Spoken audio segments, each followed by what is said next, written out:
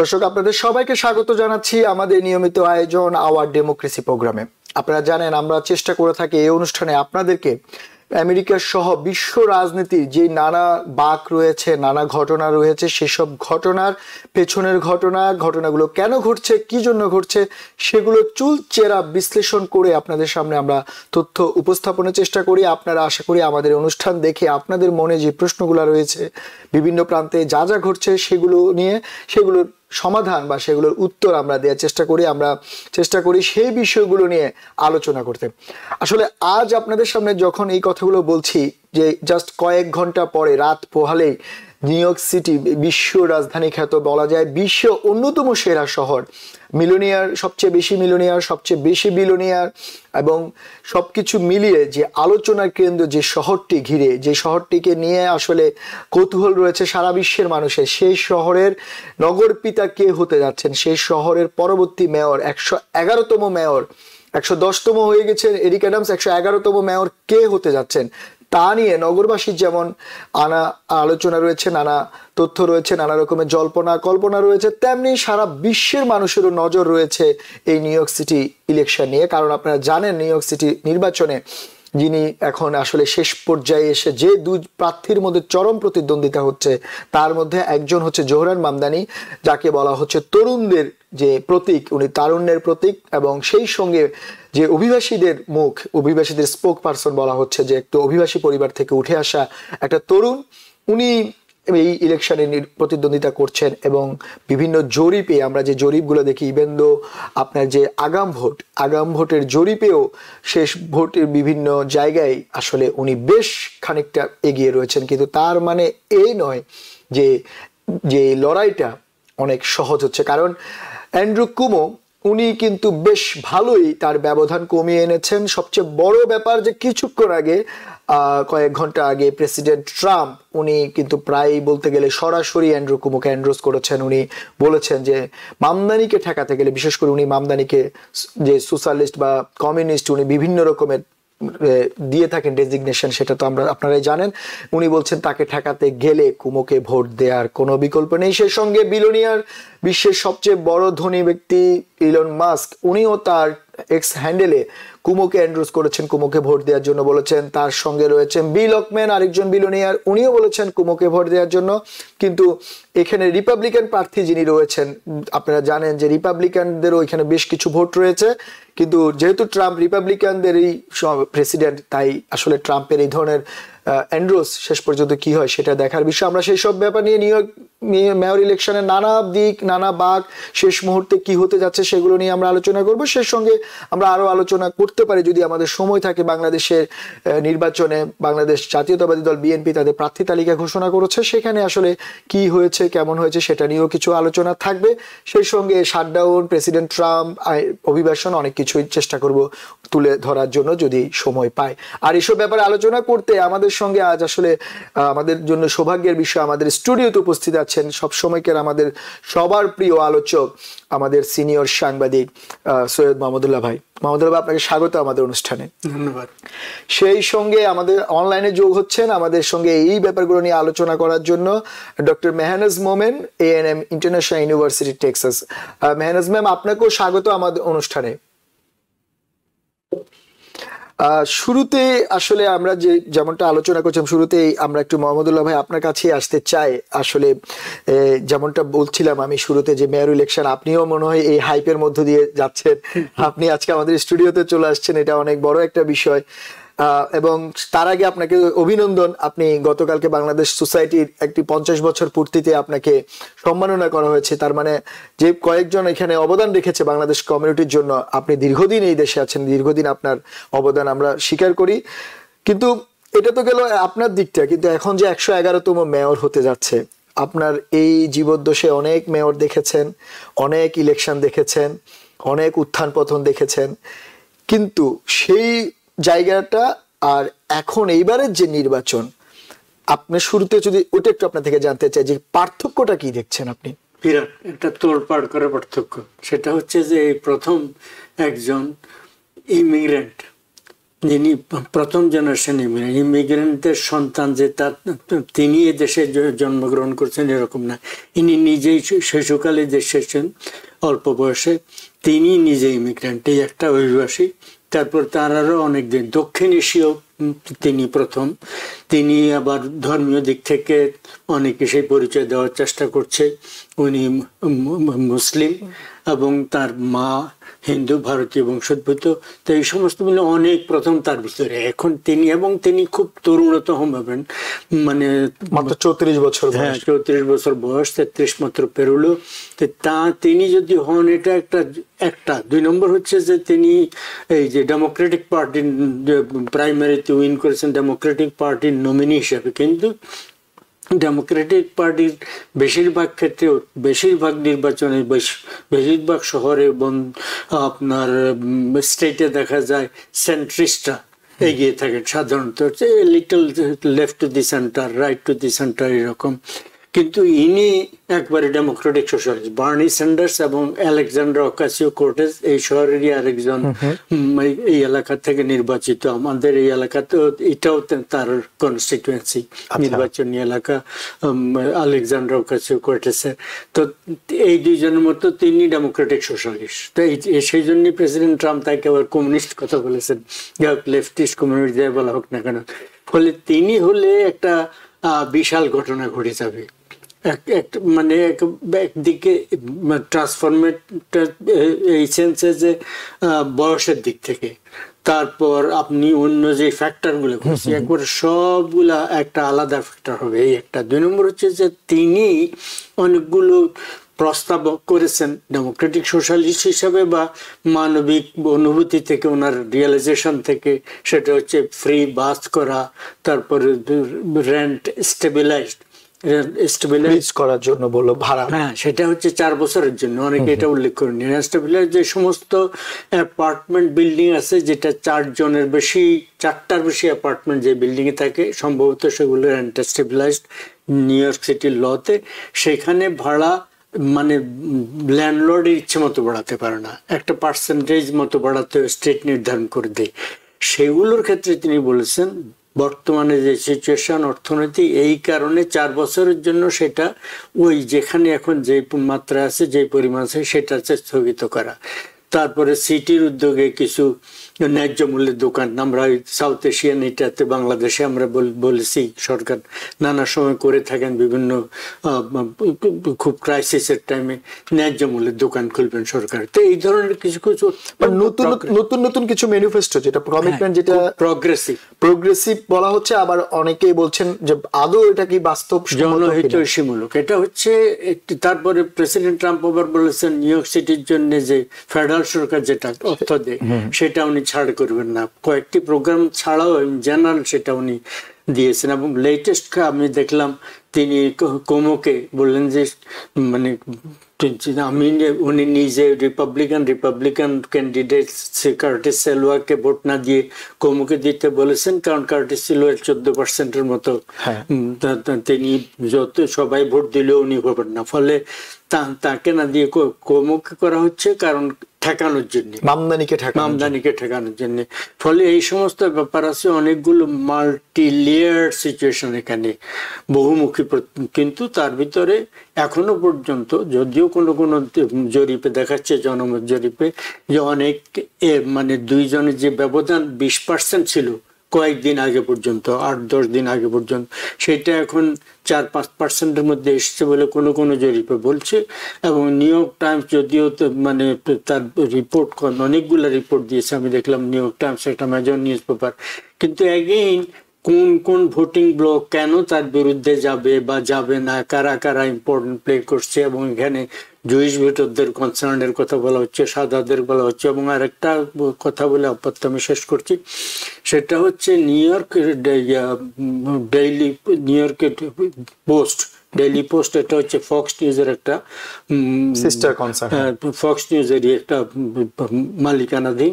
এটা হচ্ছে অস্ট্রেলিয়ান টাইকুনের পত্রিকা রুপার্ট মার্ডকের।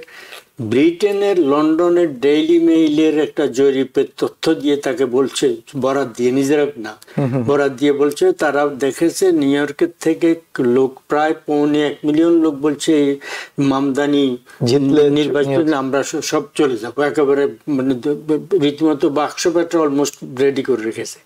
এবং ওই ব্রিটেনের যে পত্রিকা তারা দিয়েছে, যদিও এটা মার্ডোকের মালিকানাধীন না, এটা 1945 সাল থেকে সব সময় প্রত্যেকটি রক্ষণশীল সরকারকে সমর্থন দিয়ে এসছে।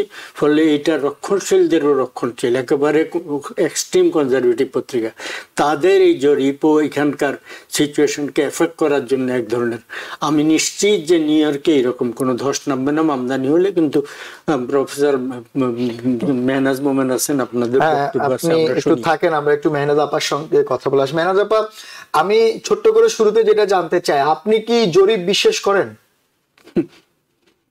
জরিপ বিশ্বাস করি, কিন্তু জরিপে আপনার দেখতে হবে জরিপে কিভাবে কোশ্চেনটা করা হয়েছে, কাদেরকে করা হয়েছে, যেটা যে মাহমুদুল্লাহ ভাই বলছিলেন কোথা থেকে জরিপটা নেওয়া হয়েছে সেটা দেখতে হবে। আচ্ছা, আপনি প্রশ্ন করার আগে আমি একটা কথা মানে যোগ করতে চাই। এর আগে যে বিশ্লেষণ গুলো হচ্ছিল, আপনি যদি দেখেন বিভিন্ন প্রার্থী কোমর পক্ষে বা সিলভার পক্ষে, ওদের কিন্তু পক্ষে ভোটার।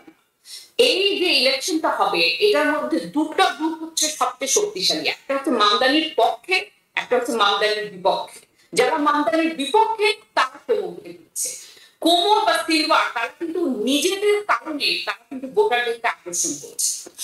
আচ্ছা, এখন আপনি যেটা বললেন, আমার যে প্রশ্নটা ছিল যে আপনি যদি জরিপ বিশ্বাস করেন, আমরা জরিপে যেটা দেখলাম যে মাহমুদুল্লাহ যেটা বললো, আগে 20 পয়েন্টে যদি ডিফারেন্স থাকে ভোটের, আজকে একেবারেই লাস্ট মোমেন্টে কয়েক ঘন্টা পরেই ভোট, সেটার ব্যবধান অনেক কমে আসছে কুমোর সঙ্গে মামদানির।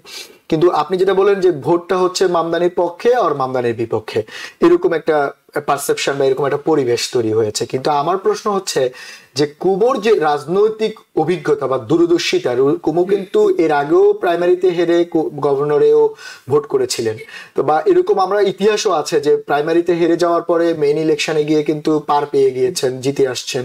আপনারা দেখেছেন হয়তো, আমাদের টিভিএনে একটা প্রোগ্রাম আমাদের হাবিব ভাই করেছিলেন যে বাফেলো সিটিতে এরকম একটা ঘটনা ঘটেছিল। সেই ক্ষেত্রে এখন মামদানির যে প্রমিস গুলো বা যে কমিটমেন্ট আর কুমোর যে কমিটমেন্ট, আপনার কি মনে হয় দুটো মানে দুইজনই বাস্তবসম্মত কোনো কমিটমেন্ট করেছে, আর এই কমিটমেন্ট গুলো আসলে ভোটারের ভোট দানে কোনো প্রভাব পড়বে কিনা, আপনার কি মনে হয়?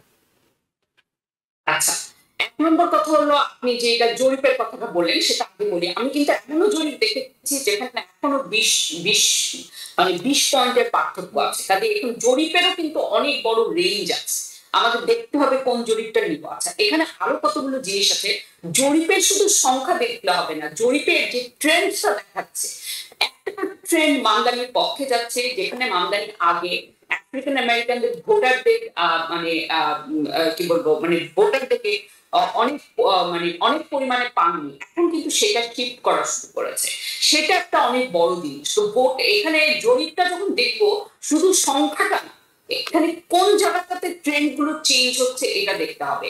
67% জুইশ ভোটার যাদের বয়স 45 বছরের নিচে, তারা মামদানিকে সমর্থন করছে। এই ট্রেন্ড গুলো কিন্তু অনেক ইম্পর্টেন্ট, শুধু সংখ্যাটা কিন্তু না। হ্যাঁ, আচ্ছা, এটা একটি কথা। আচ্ছা, 2 নম্বর কথা, আপনি যে পলিসির কথা বলছেন সেখানে একটা অনেক বড় জিনিস হয়ে গেছে। মামদানি জিতুক বা না জিতুক, উনি একটা অনেক বড় জিনিস করেছেন, উনি একটা ন্যারেটিভ চেঞ্জ করেছেন। ডেমোক্রেটিক পার্টি বিশেষ করে বিল ক্লিনটনের পর থেকে তারা ট্রায়াঙ্গুলেশনে বিশ্বাস করে। তারা বলে আমাদেরকে বাস্তববাদী হতে হবে, যে জিনিস ডোনার চায় আমাদের সেটাই করতে হবে, যে কোনো বিষয় নিয়ে আমরা কন্ট্রোভার্সি এর মধ্যে যাব না, আমরা খুব সাবধানে আপনার মাঝখানের যে ভোটাররা আছে তাদের কোন রকমে আমরা 50% বেশি পেয়ে আমরা বিজয়ী হতে চাই, কারণ বিজয়ী হওয়াটাই হচ্ছে মূল লক্ষ্য। হ্যাঁ, এটা হচ্ছে ট্রায়াঙ্গুলেশন।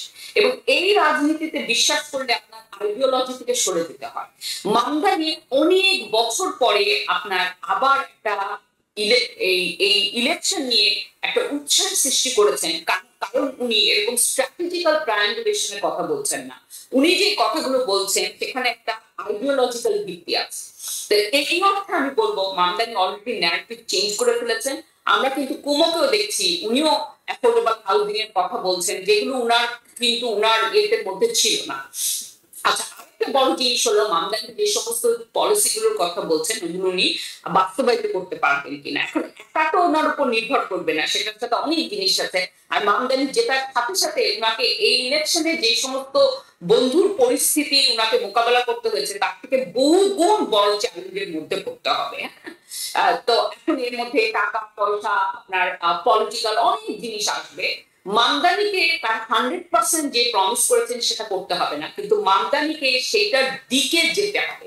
উনি যে প্রমিস গুলো করেছেন, আপনি কিছু কিছু পলিসি দিয়ে ওই প্রতিশ্রুতিগুলো বাস্তবায়িত করার পদক্ষেপ নিতে হবে। আপনার কোনো ভোটারই আপনার এরকম আশা করে না যে মামদানি এসে 4 বছরে পুরো নিউ ইয়র্ক শহর অ্যাফোর্ডেবল করে দেবে, সেটা তারা সবাই যেটা চাচ্ছে, হ্যাঁ ফলাফলটা তারা দেখতে চায়, কিন্তু এই যে প্রসেসটা ইলেকশনে, সেখানে আমরা সবাই ভোটার হিসাবে আমাদের এমন পার্টিসিপেশন চাই যাতে আমরা বুঝি যে আমাদের ভোটের একটা মূল্য আছে। আর দ্বিতীয় নম্বর কথা হচ্ছে আমরা এমন মানুষকে ভোট দিতে চাই যে জেনুইন। হ্যাঁ, তখন 100% পারতে হবে না, কিন্তু এই দিকে যদি আপনার এই ফ্লোটা নিয়ে যায়, বিশেষ করে ডেমোক্রেটিক পার্টি, তারা কিন্তু অনেক বছর ধরে তারা যখন বিজয়ীও হয় তারা কোনো কিছুই তাদের ভোটারদেরকে কিন্তু দেয় না, প্রতিশ্রুতি রাখে না। সে অর্থে রিপাবলিকানরা তাদের প্রতিশ্রুতিগুলোর সাথে আমি একদমই একমত না, কিন্তু যেসব প্রতিশ্রুতি তারা করেছে সেসব প্রতিশ্রুতি কিন্তু তারা রাখে। তারা কিন্তু পরে দিকে তাদের ভোটারদেরকে বলতে পারবে আমাদেরকে তুমি নির্বাচিত করেছিলে এই কারণে আমরা এই জিনিস করেছি। ডেমোক্রেটরা কিন্তু বেশিরভাগ সময় এটা বলতে পারে, কিন্তু আপনার মামদানি এই ন্যারেটিভটা চেঞ্জ করে এমন জায়গাতে নিয়ে যাচ্ছে যে তখন সবার উপরই চাপ পড়বে এই জিনিসগুলো নিয়ে, এই ইকোনমিক ইস্যুগুলো নিয়ে কথা বলার। তো সেই ক্ষেত্রে আমি বলবো যে প্রতিশ্রুতির থেকেও বড় কথা এই যে ন্যারেটিভটা চেঞ্জ হয়েছে, এটা একটা অনেক বড়, এটা একটা কি বলবো, মানে এটা একটা বিরাট আপনার একটা সাবস্ট্যানশিয়াল চেঞ্জ ইন পলিটিক্স। না, সেটা ঠিকই বলেছেন মেহনাজ আপা। আসলে ভোটের রাজনীতিতে সবচেয়ে বড় যে ইম্পর্টেন্ট সেটা হচ্ছে পরিবেশ তৈরি করা, বা যেটাকে আমরা পারসেপশন বা মানুষের মনের মধ্যে এক ধরনের আলোড়ন তৈরি করা, হাইপ তৈরি করা, সেটা উনি করতে পেরেছেন। আপনি থাকেন আমাদের সঙ্গে। আমি একটু মোহাম্মদুল্লাহ ভাই, মেহনাজ আপা যেমনটা বলে যে ভোটার, বিশেষ করে তরুণ ভোটারদের মধ্যে পরিবেশ তৈরি করা বা উনার যে প্রমিস বা কমিটমেন্ট বা ম্যানিফেস্টো, সেগুলোর একটা বড় অংশ জুড়ে ছিল মামদানি প্রচারণার ভিন্নতা। মামদানি যে প্রচারণা করেছে, আমরা বারবারই একটা জিনিস আলোচনা, বিভিন্ন গণমাধ্যম, আপনি তো গণমাধ্যম ব্যক্তি, নিউ ইয়র্ক টাইমস সহ বিভিন্ন গণমাধ্যমে বলছে মামদানি যে প্র্যাকটিস নিউ ভিশন। আমরা দেখলাম উনি যেমন গে ক্লাবে যাচ্ছে, উনি তেমনটি হিম্পানিক ক্লাবে যাচ্ছে, উনি একই রকম ভাবে মসজিদে যাচ্ছে, হিন্দুদের পূজায় যাচ্ছে, আবার তরুণদের সঙ্গে স্যান্ডউইচ খাচ্ছে। এই যে একটা প্রার্থী যে তৃণমূলের মানুষের কাছে পৌঁছে যাওয়ার যে প্রচারণার অ্যাডভার্টাইজমেন্ট বা প্রমোশনাল, এটা মামদানিকে এগিয়ে দিয়েছে নিঃসন্দেহে। কিন্তু আমার প্রশ্ন হচ্ছে যে এই ধরনের প্রচারণায় সর্বস্ব কিন্তু আমাদের প্রেসিডেন্ট ট্রাম্পও কিন্তু উত্থান একই রকম ভাবে হঠাৎ করে প্রচারণার মাধ্যমে। কিন্তু আমার প্রশ্ন হচ্ছে এই প্রচারণা করে উনি উত্থান হলো, কিন্তু শেষ পর্যন্ত যদি আমরা জানি, এখনো পর্যন্ত ধরেই নিলাম যে মামদানি জিতার সম্ভাবনা প্রায় বলতে গেলে 80% উপরে। যদি জিতে তাহলে সেটাকে মামদানি ধরে রাখতে আগামী 4 বছর প্রেসিডেন্ট ট্রাম্পের সঙ্গে ফাইট করে কতটা চ্যালেঞ্জে পড়তে হবে? এটা একটা খুব চ্যালেঞ্জ হবে, কিন্তু তারপরে যেটা প্রফেসর মেহনাজ মোমেন বলেন, খুব উল্লেখযোগ্য যে ন্যারেটিভ চেঞ্জ করেছেন, এই যে একটা আদর্শিক বাতাবরণ তৈরি করতে পেরেছেন, এটা একটা বিশাল ব্যাপার। একটা সাড়া জাগিয়েছেন, লোকের ভিতরে একটা আশা জাগিয়েছেন, একটা উৎফুল্ল মনোভাব তাদের ভিতরে আছে। এটা একটা আমরা আশা করতে পারি, এই আশা সঞ্চার।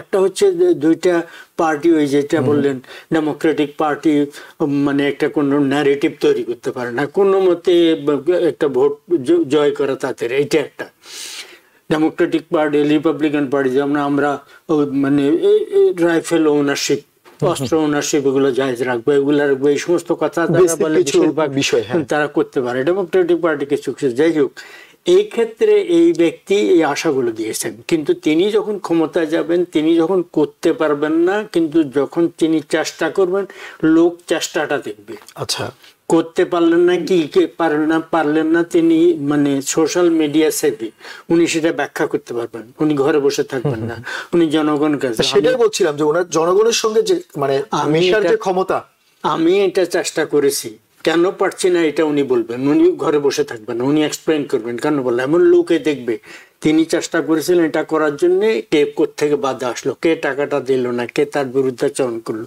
কে তার মানে হাত পা বেঁধে রাখার চেষ্টা করলো, এগুলো সবাই দেখবে। এইটা একটা। 2 নম্বর হচ্ছে যে ধর্মটা কি আরেকটা কথা, তাকে মুসলমান মুসলমান বলে অনেকে সমস্যা তৈরি করার চেষ্টা করেছে, যাতে তার বিরুদ্ধে অন্য ধর্মাবলম্বীরা ক্ষিপ্ত হয়ে তার থেকে দূরে সরে যায়। তিনি কখনো ধর্মকে প্রাধান্য দেননি, তিনি আইডিওলজিকে, আইডিয়াসকে, মানে তিনি যে সমস্ত নতুন কথা বলেছেন, নতুন প্রোগ্রাম তৈরির কথা বলেছেন, সেগুলোকে প্রাধান্য দিয়েছেন, তার ধর্মকে না 1 নম্বর।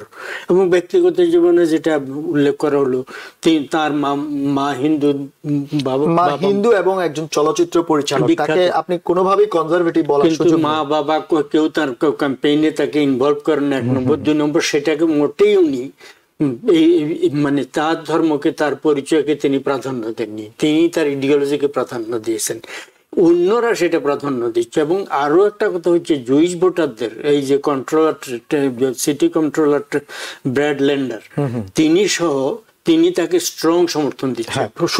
আমাদের এখানে জুইশ ভোটার যারা আছে, নিউ ইয়র্ক সিটিতে হচ্ছে ইসরায়েলের বাইরে সবচেয়ে বেশি, যে নগরীতে, যে এলাকায় ইহুদি ধর্মাবলম্বী বাস করেন, সেটা হচ্ছে নিউ ইয়র্ক স্টেটে, এবং সবচেয়ে বেশি নিউ ইয়র্ক সিটিতে, এই এলাকায়। ফলে এরা যদি বিরূপ হয়ে যায়, তিনি অনেক ভোট হারাতে পারেন। তাদের ভিতরে বিরূপতা তৈরির প্রচন্ড চেষ্টা হচ্ছে। অনেকে হয়তো কিছুটা মানে ঘাবড়ে গেছে তার কিছু কথাবার্তায়, সেটা তিনি যা বলেনি তাও বাড়িয়ে বলা হচ্ছে। কিন্তু at the end of the day উনাকে, ব্র্যাড ল্যান্ডার থেকে শুরু করে জুইশদের একটা উল্লেখযোগ্য অংশ, বিশেষ করে প্রগ্রেসিভ, লিবারাল, ইয়াং, তারা তার ক্যাম্পেইনে পর্যন্ত অনেকে কাজ করছে তারা। ফলে ওভারঅল তিনি যে ন্যারেটিভ চেঞ্জ করেছেন, যে শব্দটা, টার্মটা উনি ইউজ করেছেন প্রফেসর মেহনাজ মোমিন, সেটি হচ্ছে কথা। একটা আদর্শিক বাতাবরণ তৈরি করেছেন, একটা আশা সঞ্চার করেছেন, এবং নতুন দিগন্তের সূচনা করছেন। তিনি যদি, যেটা আবার বলছি, তিনি যদি মেয়র হন এবং কোনো কিছু করতে না পারেন, চেষ্টা যে তিনি করবেন এ সম্পর্কে সন্দেহ নেই। চেষ্টা কেন সফল হলো না সেটা পরের আলোচনার বিষয়। সাকসেসফুলি উনি জনগণের সামনে। কিন্তু আপনি যখন ভোটারের কথা উঠালেন, জুইস ভোটারের কথা, আমরা তো বাংলাদেশি ভাষাভাষী, আমাদের অনেক বড় একটা দর্শক বাংলাদেশি, এবং অনেকে দেখছেন বাংলাদেশি ভোটার। মানে আপনি তো অনেকদিন এখানে আছেন, নির্বাচনও অনেক পর্যবেক্ষণ করেন কাছ থেকে। বাংলাদেশি ভোটারদের এবারের মেয়র ইলেকশন নিয়ে যে আগ্রহ বা বাইরে বেরিয়ে আসা, মামদানি বাংলায় স্লোগান দিচ্ছেন, উনি বারবার বলেছেন, এর আগের যখন জিতলো বললো যে বাংলাদেশি আন্টিরা তাকে জিতাতে, মানে প্রাইমারিতে জিতাতে সহায়তা করছে, বাংলাদেশি আঙ্কেলদের কথা বলছেন, বাংলাদেশি মানুষদের কথা বারবার ওনার বক্তব্যে ঘুরে ফিরে বাংলাদেশ শব্দটা আসছে। এবং বাংলাদেশি ভোটারদের যে ইম্পর্টেন্স, যে বাংলাদেশি ভোটাররা চাইলেই যে অনেক কিছু করতে পারে, তাদের যে ভ্যালুটা বাড়াতে পারে। কারণ আপনি জানেন যে এখানে কমিউনিটিতে ইম্পর্টেন্ট নির্ভর করে আপনার কমিউনিটির ভোটার টার্ন ওভার কেমন হচ্ছে, আপনি কতজন আপনার কমিউনিটির লোক ভোট দিতে যাচ্ছে, ভোট দিচ্ছে বা প্রভাব বিস্তার করছে। সেই ক্ষেত্রে বাংলাদেশি ভোটারদের এই মুহূর্তে, মানে একেবারে 11th আওয়ার, কয়েক ঘন্টা আসলে আমরা এখন আর জরিপ বা এইসব আলোচনার থেকে এখন ইম্পর্টেন্ট হচ্ছে ভোট কেন্দ্রে যাওয়া, ভোট দেওয়া। আপনার কি মনে হয় বাংলাদেশি ভোটারদের এখন সব দলমত নির্বিশেষে সবকিছু ভুলে কোন দিকে আসলে যাওয়া উচিত বা কি করা উচিত? প্রথম কথা, যে কোনো নির্বাচনে সব কমিউনিটির লোকরা ভোটার হওয়া উচিত, রেজিস্টার্ড হওয়া উচিত, যারা ভোটার হওয়ার যোগ্য সিটিজেন, এবং ভোট দেওয়া উচিত। তো আনফর্চুনেটলি আমাদের সাউথ এশিয়ানদের ভিতরে এবং বিশেষ করে বাংলাদেশের ভিতরে গত অনেক বছর থেকে আমরা দেখছি ক্রমাগত বাড়ছে ভোটার রেজিস্টার্ড হওয়া, এটাতে তারা পিছিয়ে ছিলেন এবং ভোট দিতে যেতেন না। এইবারে সম্ভবত বেশি পরিমাণে যাচ্ছেন, এবং তরুণ ভোটাররা, এই যে অগ্রিম তাদের ভিতরে তরুণ ভোটাররা নতুন প্রজন্মের ভোটার। কিন্তু আপনি এটা বলছেন বাংলাদেশি ভোটাররা সম্ভবত ওভারওয়েলমিং মেজরিটি, সাউথ এশিয়ান ভোটাররা ওভারওয়েলমিং মেজরিটি সম্ভবত মামদানিকে ভোট দেবেন ধারণা করা হচ্ছে। কিন্তু বাংলাদেশি ভোটারদের মধ্যেও কোমরা নানাভাবে, কিভাবে নানা ধরনের প্রকৌশল অবলম্বন করে, ব্যবস্থা করে তারা তাদের কিছু সমর্থক তৈরি করতে সম্মত। ফলে এমন না যে বাংলাদেশিটা একেবারে সবাই একচেটিয়া মামদানি বেশিরভাগ ভোট দেবেন, এটা নিশ্চিত।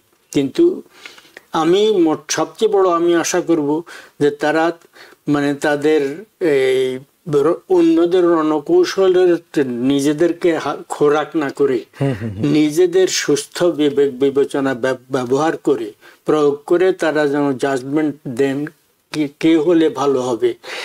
এই কারণে না কোনো ধর্মীয় বা কোনো অন্য জাতি ধর্মকে ঘৃণা করি বিদ্বেষ প্রসূত না, অনেস্ট ফিলিং থেকে যে আমি এনাকে ভোট দেব, দিলে এটা ভালো হবে মন্দ হবে, ফলে এইটাকে গুরুত্ব দিয়ে তারা ভোট দেবেন, এটা আমি আশা করি। একটু আপনি থাকেন, আমরা একটু প্রফেসর মেহনাজের কাছে। যে মেহনাজ আপা, আপনি শুনলেন মাহমুদুল্লাহ ভাই যেমনটা বলছিলেন যে বাংলাদেশি ভোটারদের গুরুত্বের ব্যাপারটা বিশেষ করে তরুণ প্রজন্মের। এবং এখন আমি যেটা, আপনি তো মানে প্রফেসর মানুষ, আপনি অনেক স্টুডেন্টকে পড়াশোনা করার শেখান বা আপনি দেখেন এই যে বাংলাদেশি ভোটারদের মধ্যে যে উনি যেটা বললো কৌশলে বা যেভাবে হোক না কেন যে ডিভিশন বিভাজন তৈরি করার চেষ্টা, মানে ধর্মীয় পরিচয়কে সামনে এনে বা অন্য কোনো পরিচয়, কিন্তু এটার চেয়ে বড় যে জিনিসটা হচ্ছে যে একজন অভিবাসী এটা কত বড় সুযোগ মানে আসছে, বিশেষ করে আমি বাংলাদেশের প্রজন্মের কথাই বলছি, কারণ বাংলাদেশিকে এভাবে কোনো মেয়র বা কোনো প্রার্থী এর আগে এভাবে এন্ডোর্স করেছে, এইভাবে বাংলাদেশিদের কথা তার নির্বাচনী প্রচারণায়,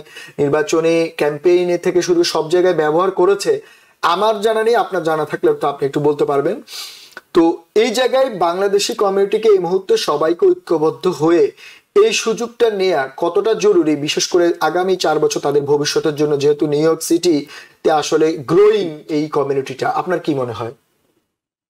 দেখেন, ভোট একটা ইমোশনাল, মানুষ এমন প্রার্থীকে ভোট দিতে চায় যার সাথে সে একটা কানেকশন ফিল করে।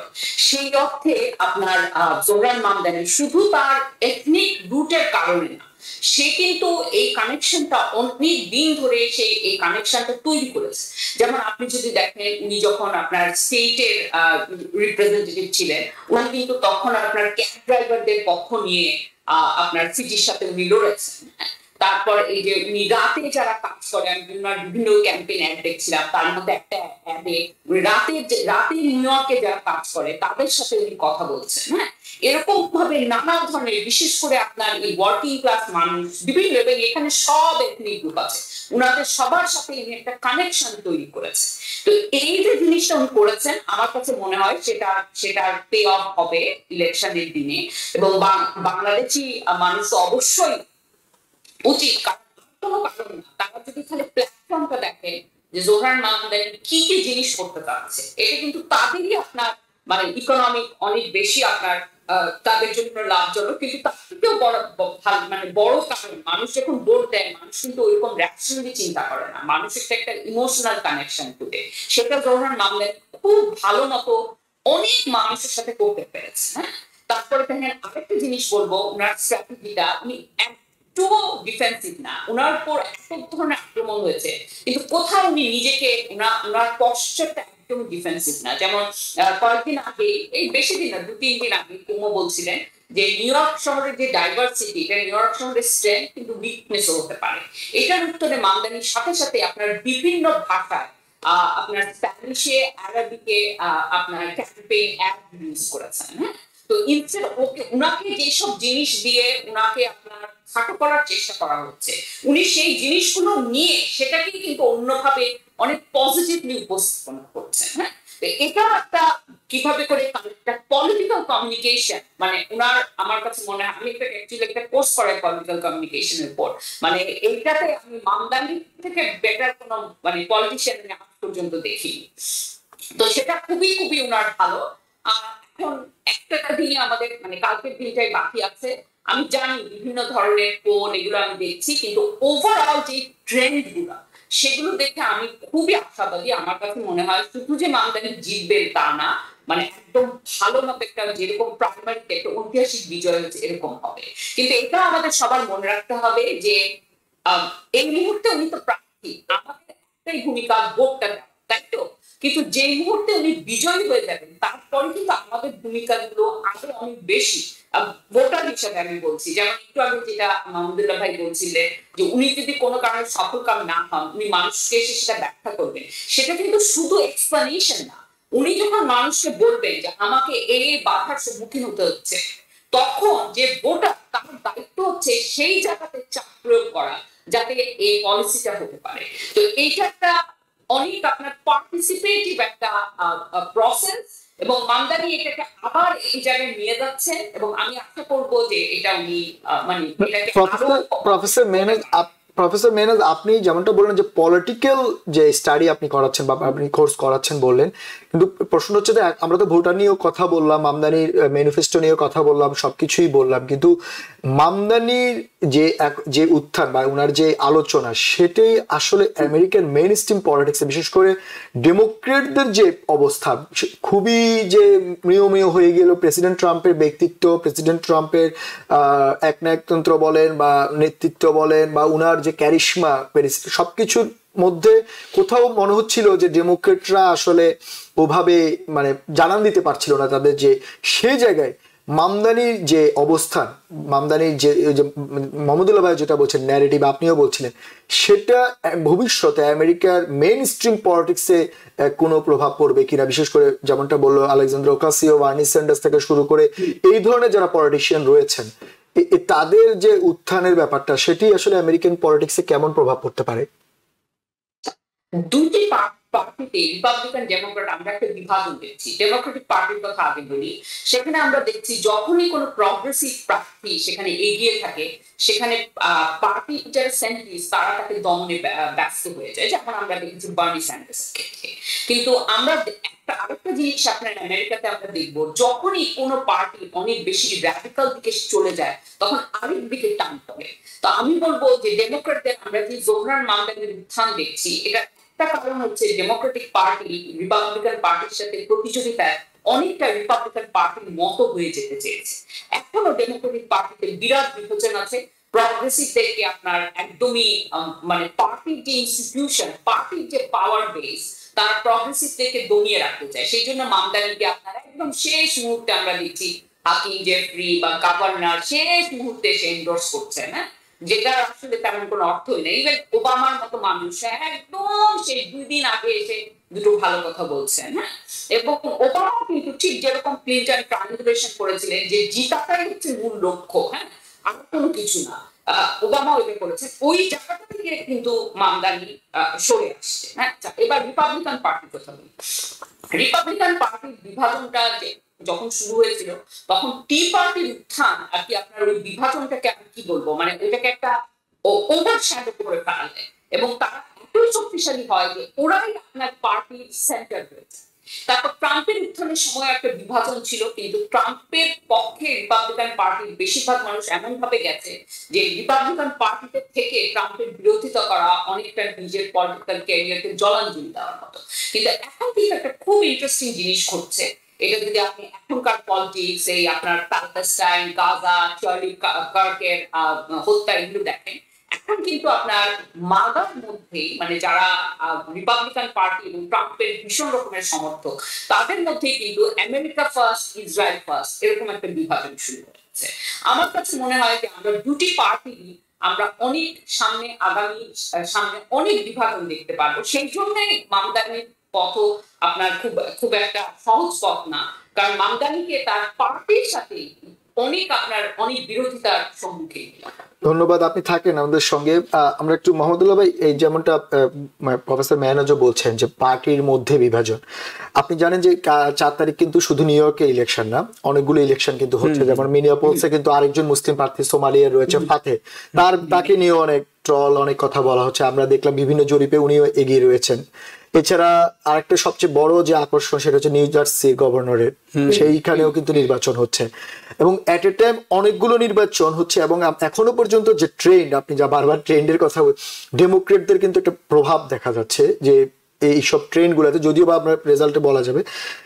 প্রশ্ন হচ্ছে যে এই যে এইবারের এই নির্বাচনটা, মানে এই যে খুব আর্লি যে নির্বাচন, আগামীকালকে নির্বাচনটাতে যদি এই ধরনের সবগুলোতে যদি ডেমোক্রেটদের আধিপত্য থাকে, সেটা এই ট্রাম্পের এই 9 মাসের যে প্রেসিডেন্ট পাওয়ার বা যে পলিসিগুলা, সেটার বিরুদ্ধে দাঁড়িয়ে মানে ডেমোক্রেট পার্টিকে সবাই বলছিল যে অনেকটা ম্রিয়মান, সেখানে কি আবার নতুন করে উজ্জীবিনী শক্তি পাওয়ার সুযোগ আসছে কিনা, আপনি কি মনে করেন? যদি তারা অনেক ভালো করে সব জায়গায় ভালো করতে পারবে যে সব রেসে তারা উইন করে ফেলবে এরকম সম্ভাবনা আমি দেখি না, কিন্তু বেশ কিছু রেসে তারা প্রতিযোগিতা উইন করতে পারে। যদি তারা করে তাহলে সেটা তাদের উজ্জীবিত করার ক্ষেত্রে, উৎসাহিত অনুপ্রাণিত করার ক্ষেত্রে খুব হেল্প করবে। এই একটা। 2 নম্বর হচ্ছে আগামী বছর মধ্যবর্তী নির্বাচন, সেনেটের 1/3 সদস্য, তারপর হাউসের সমস্ত সদস্য নির্বাচিত হবেন, ফলে সেক্ষেত্রে সেটা কিছুটা প্রভাব বিস্তার করবে নিশ্চিতভাবে।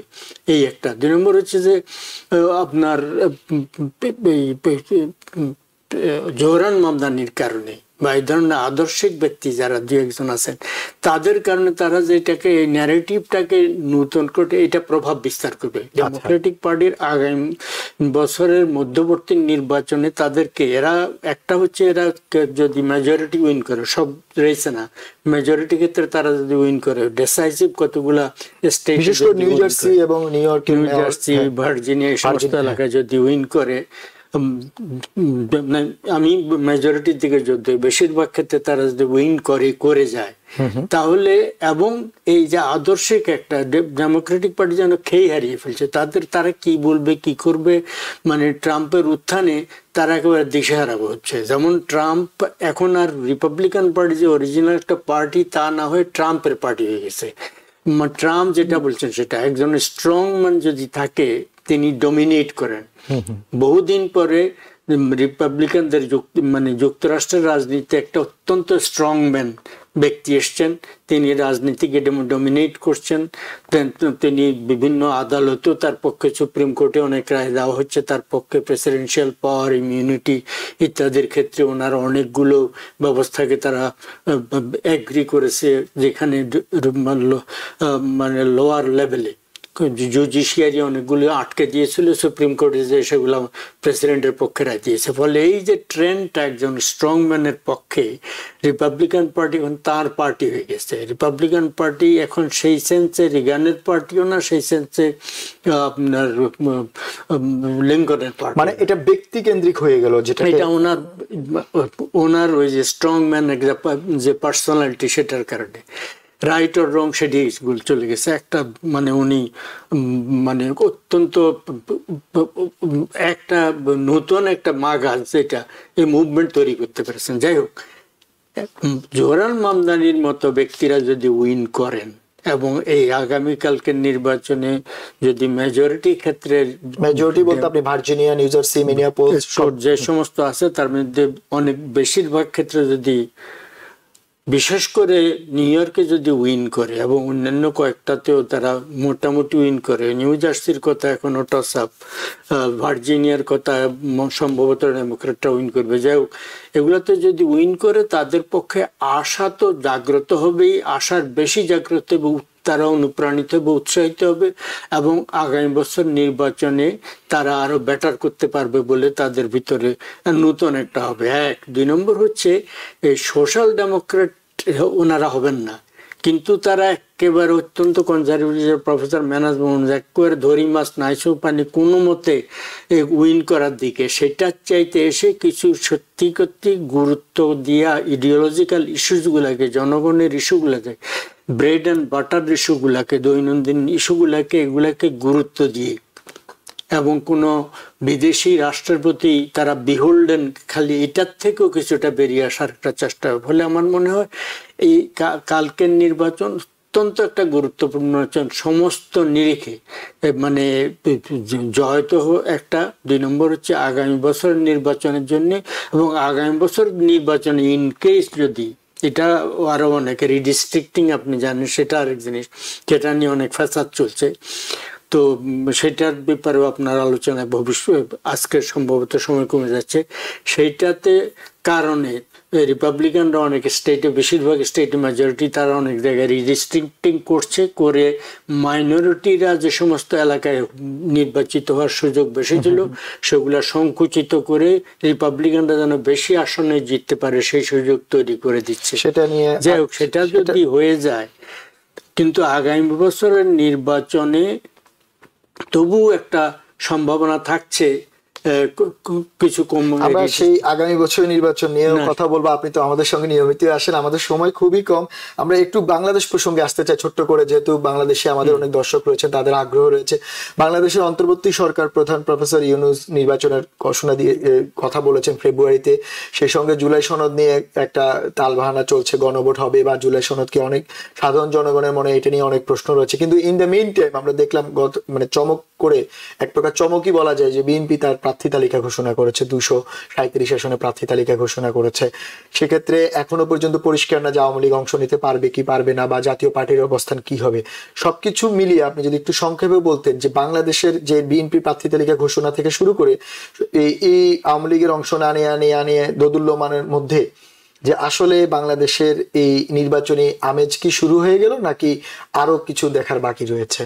আরো অনেক কিছু দেখার বাকি আছে, অনেক অনিশ্চয়তা এখনো আছে। তবে মানে মনে হচ্ছে ফেব্রুয়ারিতে নির্বাচনের জন্য প্রস্তুতি চলছে। কিন্তু এই যে কিছুদিন আগে আপনার সাথে আপনি আমাকে প্রশ্ন করেছিলেন অগ্নিকাণ্ডের যে অনেকগুলো ঘটনা ঘটলো, এই ধরনের ঘটনা ঘটলে আরো কিছু বা ঘটানো হলে তাকে কেন্দ্র করে বলা হবে যে মানে এই কারণে আওয়ামী লীগ বা আমাদের রাষ্ট্রের স্বার্থের বিরোধী লোকরা এগুলা গন্ডগোল করার চেষ্টা করছে বলে নির্বাচন পেছানোর জন্য কেউ হয়তো দাবি করতে পারে। এই একটা বিএনপি যে নির্বাচন করছে তারা কিন্তু 63টা আসন মানে তাদের প্রার্থী ঘোষণা করেনি, এবং তারা তাদের নির্বাচন তালিকায় কয়েকজন অত্যন্ত গুরুত্বপূর্ণ দলীয় নেতাকে বাদ দিয়েছে, তাদেরকে নমিনেট করেনি। পরবর্তীতে নমিনেট করতে পারে, কিন্তু এই লেভেলের নেতাদেরকে নমিনেট না করার ব্যাপারে এটা একটা মানে দুঃখজনক। নজরুল ইসলাম সম্ভবত একজন আছেন, তারপরে আরেকজন আছে রুহুল কবির রিজভী, রুমিন ফারহানা থেকে শুরু করে অনেক সিনিয়র নেতা, খুব সিনিয়র নেতা। এদেরকে কারণ তারা বাদ রাখলেন, ভবিষ্যতে কেন দেবেন? এই একটা। 2 নম্বর হচ্ছে যে এখনো পর্যন্ত অত্যন্ত আমার কাছে আমি বোঝার চেষ্টা করি দীর্ঘদিন থেকে বিভিন্ন ইস্যু, এই একটি ব্যাপার একেবারে আমার কাছে মোটেই বোধগম্য না। খালি রিউমাত শোনা ছাড়া তারেক রহমান কেন বাংলাদেশে ফিরছে না? তার বিরুদ্ধে সমস্ত মামলা মোকদ্দমা সব তুলে ফেলা হয়েছে। ডে ওয়ানও এই শেখ হাসিনা সরকারের পতনের পরে তিনি দেশে যদি আসতেন, কেউ তাকে অ্যারেস্ট করেন না, বেস্ট মামলার জন্য তাকে আদালতে যে জামিন নিতে হতো। কেন যান না, এটা আরেকটা রহস্য। তো ফের ওভারঅল তারা প্রস্তুতি নিচ্ছেন, এটা বোঝা যাচ্ছে। কিন্তু অ্যাট দি সেম টাইম অন্য দলগুলো এখন প্রস্তুতির দিকে আছে। কিন্তু জামাত বিএনপির বিরুদ্ধে কিছু অভিযোগ করছে, বিএনপি জামাতের বিরুদ্ধে অভিযোগ করছে। এই অভিযোগের এবং পাল্টা অভিযোগ এবং তরুণদের যে দল এনসিপি ন্যাশনাল সিটিজেন পার্টি, হ্যাঁ, জাতীয় নাগরিক পার্টি, তারা এবং জামাত মিলে বিএনপির বিরুদ্ধে তাদের অনেক অভিযোগ আছে এবং তাদের আরো কিছু দাবি আছে। দেখা যাক আসলে শেষ পর্যন্ত কি হয়। আমাদের সময়টা খুবই কম। আমরা একটু প্রফেসর মেহনাজ আপনার কাছে ছোট্ট করে জানতে চাই, আমাদের সময় খুবই কম, 1 মিনিটের মধ্যে যদি বলতেন, আসলে শুধু নির্বাচন আর নির্বাচন চারপাশে আমরা শুধু আমেরিকান নির্বাচন নিয়ে কথা বলছি। আপনি শুনলেন মাহমুদুল্লাহ ভাই যেমনটা বললো, বাংলাদেশের যে বিএনপি তাদের প্রার্থী ঘোষণা করেছে এবং অনেকগুলা ফ্যাক্টও কাজ করছে। আপনার কি মনে হয়, যদি 1 মিনিটে বলতেন, যে বাংলাদেশ কি আসলে নির্বাচনের ট্রেনে উঠে গেছে? না, বাংলাদেশের এই ইলেকশন আমার মনে হয় এখনো মনে হয় ফেব্রুয়ারিতে হবে, কিন্তু তার আগে আরো অনেক জল খোলা হবে, অনেক আরো নাটক বাকি আছে। এবং মানে আমি দুঃখের সাথে বলছি এগুলো কোনোটাই পজিটিভ না। কারণ এখন আমাদের যেটা হয়েছে যে একটা সিস্টেম, যেটা যত খারাপ সিস্টেমই হোক, এটা একটা সিস্টেম একটা ছিল, ওইটা ভেঙে গেছে। এখন ওই ভ্যাকুয়ামটা পূরণ করার জন্য সবাই মানে আসছে, এবং এখন অনেক ধরনের প্রতিদ্বন্দ্বিতা, এবং যেটা আমাদের পলিটিক্যাল কালচারে এই প্রতিদ্বন্দ্বিতা গুলো কোনটাই সুস্থ প্রতিদ্বন্দ্বিতা না। এটার মধ্যে এক দলের সাথে এক দলের আছে, আবার দলের ভিতরে মানে অন্তর দলীয় বিরোধ আছে। এই সমস্ত কারণে আমার কাছে মনে হয় যে এইগুলো আরো বাড়বে। ধন্যবাদ মেহনাজ আপা আপনাকে আমাদের সঙ্গে যোগ দেওয়ার জন্য। আমরা দেখি নিউ ইয়র্ক ইলেকশন কি হয়, আপনি নিশ্চয়ই আমাদের সঙ্গে অন্যদিন যোগ দিয়ে আরো এই ব্যাপারে দীর্ঘ আলোচনা করবেন। এবং সেই সঙ্গে মাহমুদুল্লাহ ভাই আপনাকেও ধন্যবাদ কষ্ট করে আজকে আমাদের স্টুডিওতে আসার জন্য। দেখা যাক কি হয় নির্বাচনে, আপনি অবশ্যই আমাদের সময় দিবেন, আরো বিশ্লেষণ করবেন যে পরবর্তীতে কি হয়। নিশ্চয়ই, ধন্যবাদ। দর্শক আপনাদেরও ধন্যবাদ এতক্ষণ আমাদের সঙ্গে থাকার জন্য। আমরা যেমনটা আলোচনা করছিলাম যে রাত পোহালে নিউ ইয়র্ক সিটি নির্বাচন, আপনারা যারা বাংলাদেশি ভোটাররা রয়েছেন আপনাদের এখন আসলে দায়িত্ব, কর্তব্য বা অধিকার সেটি হচ্ছে ভোট প্রয়োগ করা। আপনারা আগামীকালকে আশা করি সবাই মিলে পরিবার নিয়ে ভোট কেন্দ্রে যাবেন, আপনাদের পছন্দের প্রার্থীকে ভোট দিবেন। ভোট আপনার নাগরিক অধিকার, আপনি যত বেশি ভোট দিবেন তত আপনার কমিউনিটির গুরুত্ব এই মেইন স্ট্রিম বা এই আমেরিকার রাজনীতিতে বৃদ্ধি পাবে। সেই সঙ্গে আপনারা তাদেরকেই ভোট দিবেন যারা হয়তো বা আপনাদের জন্য কাজ করবে, অভিবাসীদের জন্য কাজ করবে। আশা করি আপনারা সেই ব্যাপারটা খুবই গুরুত্ব সহকারে দেখবেন। আমাদের TVN24 চেষ্টা করছে আগামীকাল ভোটের দিন নানা প্রোগ্রাম থাকবে, আমাদের সঙ্গে থাকবেন। আশা করি আপনারা ভোটের সর্বশেষ সবকিছু আপডেট TVN এর পর্দায় দেখতে পাবেন। ততক্ষণ পর্যন্ত আমাদের সাথে থাকার জন্য আপনাদেরকে আবারও ধন্যবাদ। অন্যদিন আরো অন্য কোনো বিষয় নিয়ে আবারও আপনাদের সামনে হাজির হব।